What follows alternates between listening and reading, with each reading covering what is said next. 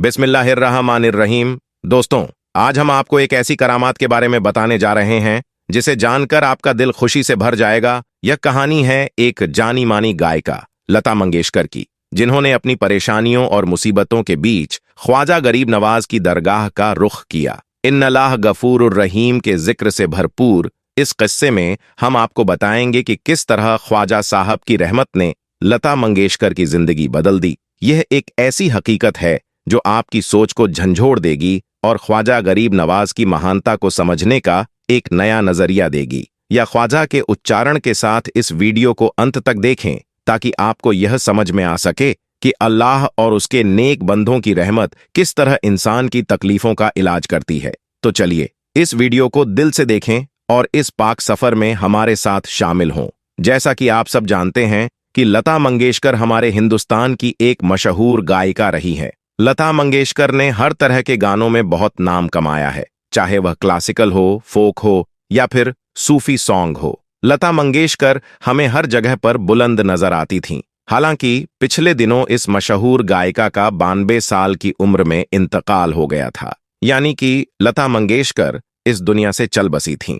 दोस्तों, 7 दशकों तक संगीत की दुनिया में बेताज मलिका रहने वाली लता मंगेशकर का आगाज बिल्कुल सादा और बहुत मुश्किल भरा था, क्योंकि उस वक्त फिल्मी गजल उर्दू जबान में ही लिखी जाती थी और फिर उर्दू जबान में ही गाई जाती थी। जिस दौर में लता मंगेशकर ने इस फील्ड में कदम रखा था, उस दौर में उर्दू जबान का ही चलन था। इसलिए शुरुआत में लता मंगेशकर का बोलने का लहजा बिल्कुल भी अच्छा नहीं था। ये देखकर लता जी बहुत मायूस हो गईं और बहुत ज्यादा परेशान रहने लगी थीं। इसलिए फिर उन्होंने इस दुनिया को छोड़ने का ही फैसला कर लिया था। अब आप सोच रहे होंगे कि फिर अचानक से ऐसा क्या हुआ कि गुमनाम की गहराइयों में डूबी हुई लता मंगेशकर अचानक से इस फील्ड की बुलंदियों को छूने लगीं और फिर देखते देखते बहुत ज्यादा कामयाब भी हो गईं। इस बात को लेकर जब एक बार एक रिपोर्टर ने लता मंगेशकर से सवाल किया तो उन्होंने अपनी कामयाबी, तरक्की और इस बदलाव का राज अपनी जबानी में कुछ इस तरह बताया।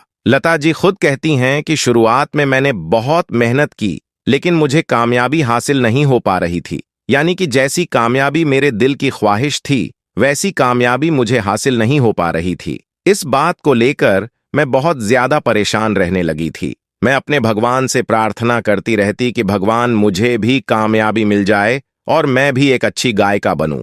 लेकिन उस वक्त कुछ भी बात नहीं बन पा रही थी। कुछ भी ऐसा होता हुआ नजर नहीं आ रहा था जिससे मुझे सराहना मिले और मैं कामयाब हो जाऊं। लेकिन फिर एक दिन मैंने एक मुसल्ला फकीर से ख्वाजा गरीब नवाज की बातें सुनी और सुना कि ख्वाजा गरीब नवाज अल्लाह के एक ऐसे महबूब वली हैं जो एक फकीर को भी बादशाह बना सकते हैं। फकीर की इन बातों को सुनकर मैं बहुत ज्यादा मुतासिर हो गई। इसलिए फिर कुछ महीनों के बाद ही, यानी कि उस फकीर से मिलने के कुछ महीनों के बाद, मैंने अपने ख्वाब में देखा कि मैं हजरत ख्वाजा गरीब नवाज के दरबार में हाजिर हूं। यानी कि अजमेर दरगाह में ख्वाजा गरीब नवाज की मज़ार शरीफ पर हाजिरी देने के लिए गई हूं और वहां जाकर मैं अपनी कामयाबी के लिए दुआ भी कर रही हूं। यह नज़ारा देखकर मैं खुद को बहुत ही ज्यादा पुरसुकून और हल्का फुल्का महसूस कर रही थी। फिर मैंने देखा कि अजमेर दरगाह शरीफ के एक तरफ से एक बुजुर्ग बाबा अचानक से जाहिर हो गए और आकर उन्होंने मेरे सर पर सफा कदल दिया।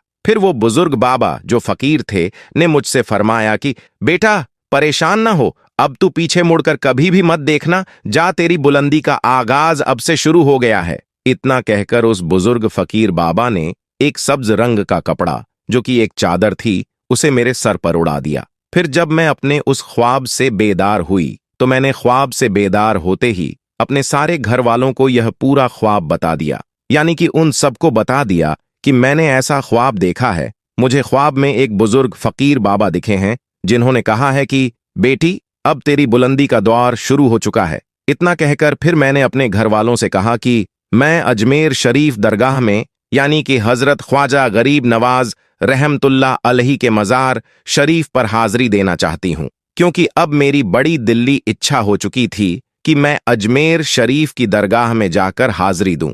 मगर मेरी इन बातों को सुनकर मेरे घर वाले मुझसे कहने लगे कि बेटा, ये सिर्फ तुम्हारा एक वहम है, ऐसा कुछ भी नहीं है, और सपना तो बस सपना ही होता है। सपना कभी भी पूरा नहीं हुआ करता है, क्योंकि मेरे घर वालों की नजर में ये सिर्फ एक सपना था। लेकिन मुझे पता था कि इस्लाम में ख्वाब को बहुत ज्यादा अहमियत दी गई है, और इसकी वजह यह है कि ख्वाब के जरिए से बहुत सारे अंबिया किराम को वहीं भी भेजी गई थीं। इसलिए इस्लाम के हिसाब से लोगों के लिए ख्वाब बहुत ज्यादा मायने रखता है। खैर, लता मंगेशकर ने रिपोर्टर को आगे बताया कि इसके बाद मैंने जिद पकड़ ली कि मुझे हजरत ख्वाजा गरीब नवाज की दरगाह में जाकर उनके मज़ार शरीफ पर हाजिरी देनी है। फिर आखिरकार मेरी इस जिद के आगे मेरे घर वालों ने मेरी बात मान ली। वजह शायद यह रही होगी कि हम लोग हिंदू धर्म से थे और अजमेर शरीफ की दरगाह एक मुस्लिम दरवेश की थी, इसलिए किसी मुसलमान बुजुर्ग की दरगाह पर जाना हमारे घर वालों की नज़र में मुनासिब नहीं होता था।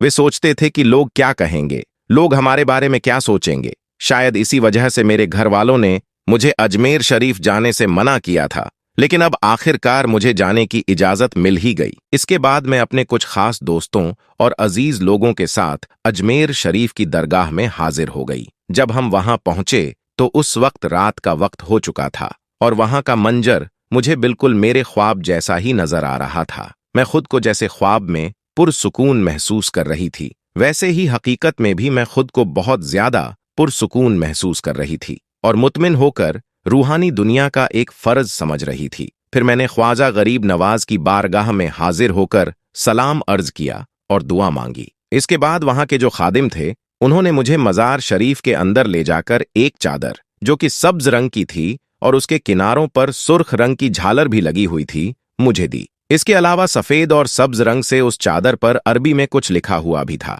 उन्होंने उस चादर को मेरे हवाले कर दिया, लेकिन उस चादर को मेरे हवाले करते हुए उन्होंने एक अजीबो गरीब बात मुझसे कह दी। वे कहने लगे, बहन, यह आपकी अमानत है, हमने इसे आपके हवाले कर दिया है। उस वक्त तो मुझे यह बात बिल्कुल भी समझ में नहीं आई, लेकिन फिर जब वापस घर आकर मैंने अपने ख्वाब और हकीकत को आपस में जोड़कर देखा तो मुझे समझ में आ गया कि वह चादर किसने अमानत के तौर पर मुझे दी थी। मैं समझ गई थी कि यह तो हजरत ख्वाजा गरीब नवाज की एक करामात थी जो रहमत की चादर के रूप में आपने मुझे अता की थी। लता मंगेशकर ने इसके बाद रिपोर्टर को बताया कि इसके बाद तो मेरी कामयाबी के दिन ऐसे आए कि मैंने वाकई में इसके बाद कभी भी पीछे मुड़कर नहीं देखा। इसके बाद मैं संगीत की दुनिया की बेताज मल्लिका बन गई। अब ऐसा होने लगा था कि मेरे बगैर कोई गाना ही नहीं बनता था। इसके बाद लता मंगेशकर कहती हैं कि फिर मैंने कई बार सोचा कि मैं दोबारा अजमेर शरीफ में जाऊं और हजरत ख्वाजा गरीब नवाज की मज़ार शरीफ पर जाकर हाजिरी दूं,